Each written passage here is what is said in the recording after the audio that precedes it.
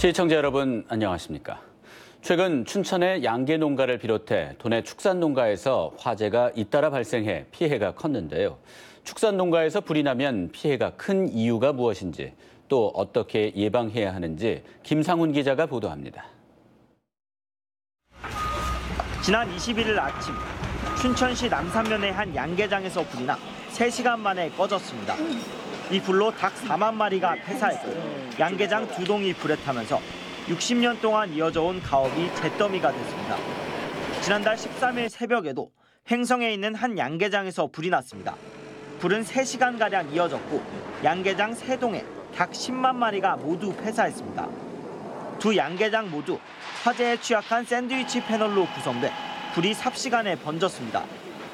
축산 농가가 이렇게 마을에서 떨어진 외곽에 위치한 것도 화재 피해가 큰 원인 중 하나입니다. 소방서가 멀리 있는 탓에 신고 접수 후 양계장까지 가는데 춘천은 18분, 횡성은 17분이나 걸렸습니다. 지난 2013년부터 지난해까지 도내에서 발생한 축사 화재는 모두 184건, 피해액은 50억 원에 달하고 있습니다. 화재 원인은 노후 배선과 접촉 불량 같은 전기적 요인이 43%로 가장 많았습니다. 특히 노후 농가의 경우 전문적인 전기 설비 점검이 이뤄지지 못해 화재 위험에 항상 노출돼 있습니다.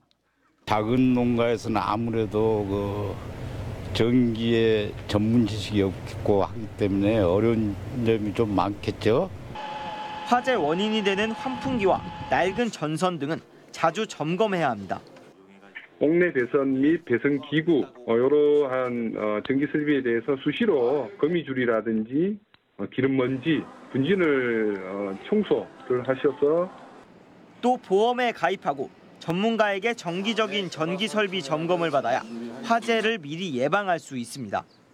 MBC 뉴스 김상훈입니다. 자신도 모르는 사이 본인 이름의 휴대전화가 여러 대 개통됐다면 정말 황당할 텐데요.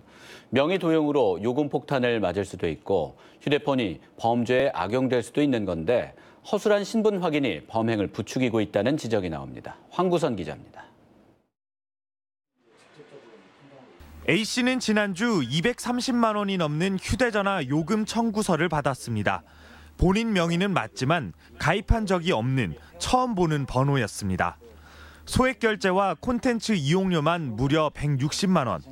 2달 전 신분증을 도난당한 이후 벌어진 일로 A씨는 다른 통신사에도 무단 개통된 휴대전화 2대가 더 있다는 사실을 알게 됐습니다.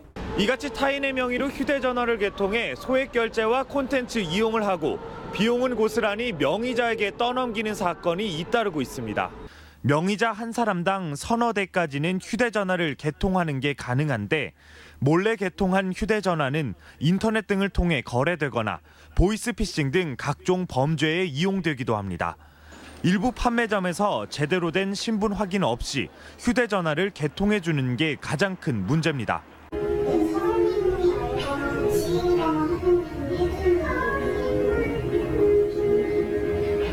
그러니까 사장님이 좀 잘 알고 이러면 이렇게 눈 감고 한두 번씩은 해주시면.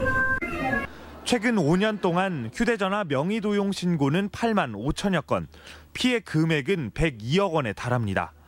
통신사와 판매점에서 본인 확인 절차를 강화해야 한다는 지적의 목소리가 높습니다. MBC 뉴스 황구선입니다. 국가보훈처가 독립유공자를 찾는 사업을 계속 진행하고 있습니다. 그런데 독립유공자를 찾아 후훈장 서훈을 결정하고도 후손을 못 찾아 후훈장을 전달하지 못한 인사가 전국에 5,700여 명이나 된다고 합니다. 김인성 기자입니다. 국가보훈처는 수십 년 동안 독립유공자를 찾아 격에 맞는 훈 포장을 주는 일을 해왔습니다. 그 결과 지금까지 강원도 내 620여 명을 포함해 전국에서 15,511명의 독립유공자가 서훈을 받았습니다. 지난해 강원도 내에서 9명이 새로 독립유공자로 선정됐고 올해에만 전국에서 333명이 추가되는 등 해마다 수백 명이 새로 선정됩니다.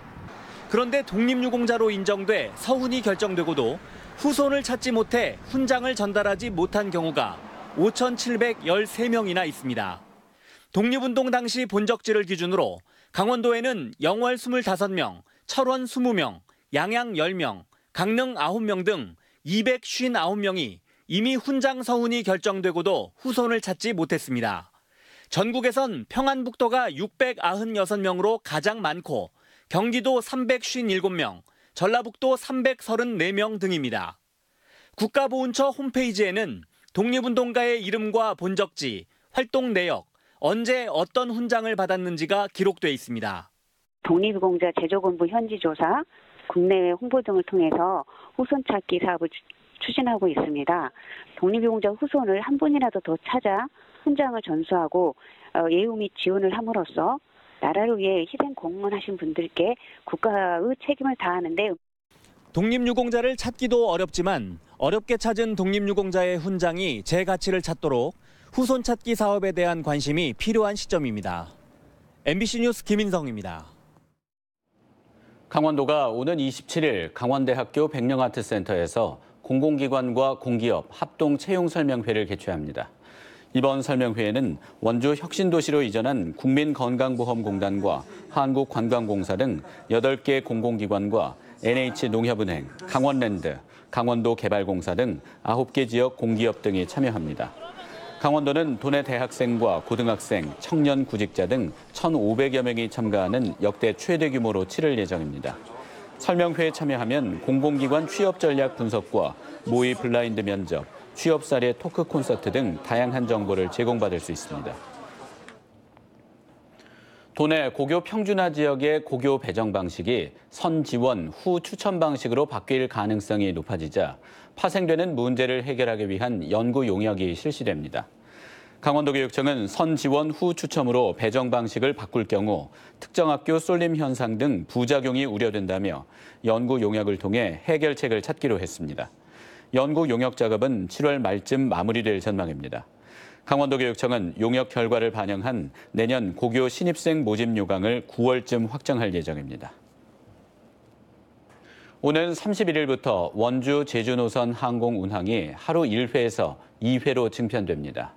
강원도와 대한항공은 오는 31일부터 10월까지 동절기를 제외하고 원주에서는 매주 월, 수, 금요일과 일요일에, 제주에서는 화, 목, 토, 일요일에 각각 2회씩으로 항공 운항을 늘린다고 밝혔습니다. 31일 오전에는 증편을 축하하는 환영 행사가 개최되며 정치권에서는 원주공항 활성화 방안이 논의되고 있습니다. 방을 정리하라는 지적에 10대 아들이 말대꾸하자 머리를 주먹으로 때리고 둔기로 폭행하려 한 50대 아버지에게 벌금형이 선고됐습니다. 춘천지법 형사 1단독 조정래 부장판사는 아동복지법 위반 혐의로 기소된 53살 A씨에게 벌금 200만 원을 선고했습니다. A씨는 10대 아들인 B군이 방을 치우지 않고 말대꾸하자 머리를 주먹으로 대여섯 차례 때리고 화장대 다리를 뽑아 때릴 듯 휘두른 혐의로 기소됐습니다. 조 부장판사는 피고인의 행위가 자녀의 신체적, 정서적 건강에 해를 끼친 점이 인정된다며 벌금형을 선고했습니다. 겨울철 휴항했던 강원 동해안에서 울릉도를 오가는 여객선 항로의 운항이 모두 재개됐습니다. 여객선사에 따르면 어제 동해 묵호에서 울릉도를 오가는 여객선 운항이 재개돼 지난달 말 강릉 울릉도 항로에 이어 모든 여객선 운항이 재개됐습니다. 묵호 울릉 항로는 지난해 이용객이 2017년에 비해 47% 늘었고 올해도 울릉도 일주도로 개통 등의 영향으로 이용객이 늘 것으로 예상됩니다. 뉴스를 마칩니다. 고맙습니다.